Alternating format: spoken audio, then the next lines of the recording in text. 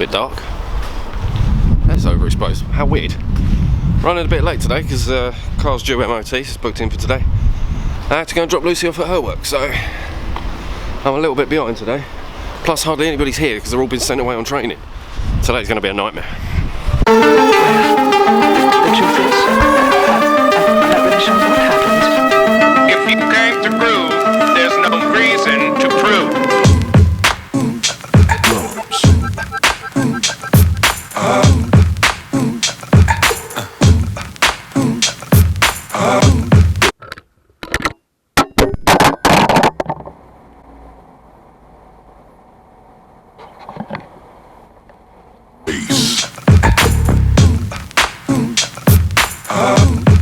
That was lying on the floor outside. Fell off the roof. Oh, I got my car back. Past the MOT, no problemo. Not even an advisory, I'll take that. And we just had a massive lunch because we decided we were going to be well stressed out today because half the guys here have gone off to do a bit of training at Marshall's. So we decided we're having a rubbish food Tuesday rather than a rubbish food Friday, which we'll probably have as well.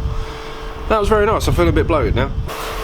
So yeah, not a bad start to the day. We'll see where the rest goes. I've got to think up my top 5 Ds for tonight.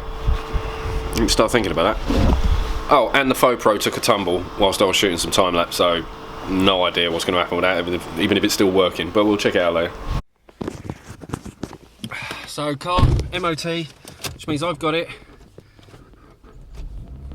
Lucy's just gently reminded me not to forget her because obviously she hasn't got the car today. Damn! And I'm not a naturally forgetful person, but for the most part I'm pretty good at this sort of thing. It's just I don't know why I forgot today. I didn't forget anyway. I just was unaware of the time. That's forgivable, right? See, now I'm here. And she's not even waiting for me. Here she comes. What are you doing? Hi. Hello. See, I was on time. Right. Good evening. Tuesday. It's Tuesday, which means it's top 5 day. And today's top 5 is D, and I've decided on destinations. Now again, it has to be places I've been. There's no point in me saying places I want to go. Well, that could be a future one. That'd be cool. But no, it's about places I've actually been to. So we're starting in joint 5th. It is... I can't remember. I wrote it all down in my little book, and I left my book on my desk at work. Thank you. So, joint 5th is New Zealand and Florida. Now, I've been to New Zealand about 9 years ago, 10 years ago. And if I'd have been more recently than that, it probably would have got above Florida. But I went to Florida quite recently, a couple of years ago, and we saw Lucy's mum and stepdad out there, and we stayed at theirs. They got a boat, they got swimming pool in the back garden. That's all fresh in my mind. I had a great time. New Zealand was amazing, one of my favourite places. I got to do a hell of a lot there. I got to see some stuff I've never seen before. There was a zoo in New Zealand. I saw a goat fucking a pig. So there you go. Ugh. Obviously there's a lot more to see in New Zealand than that. There was other stuff. Lots of cool, really cool places. Got to see the Pancake Rocks. I went to a glacier. That's in New Zealand. There's going to be some judicious editing in this one, I'll tell you that. Went up a glacier, Franz Josef Glacier. That was cool. That was really cool, actually. But that was quite a while ago and whatnot. And I just can't decide which is better. I think if I'd have been to New Zealand more recently and it was fresher, that would have pipped Florida into 4th.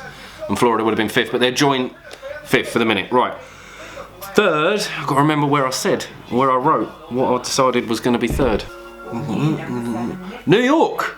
New York was 3rd. My favourite city in the world, without a shadow of a doubt. I've been there twice. Once before 9/11, once after 9/11. It's New York, man. I mean, you've probably all been there. If you haven't been there, you've seen it on the telly. You all know what it's like. It's fantastic. I just got on so well with it. I just found it so easy to navigate around, find my way about. And the stuff there, everything's there. Absolutely everything's there. It's a fantastic place. I loved it to death.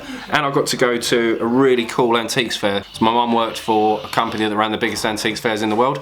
And we're talking pieces at these fairs that were worth literally millions of pounds. Millions of pounds. I got to go to them.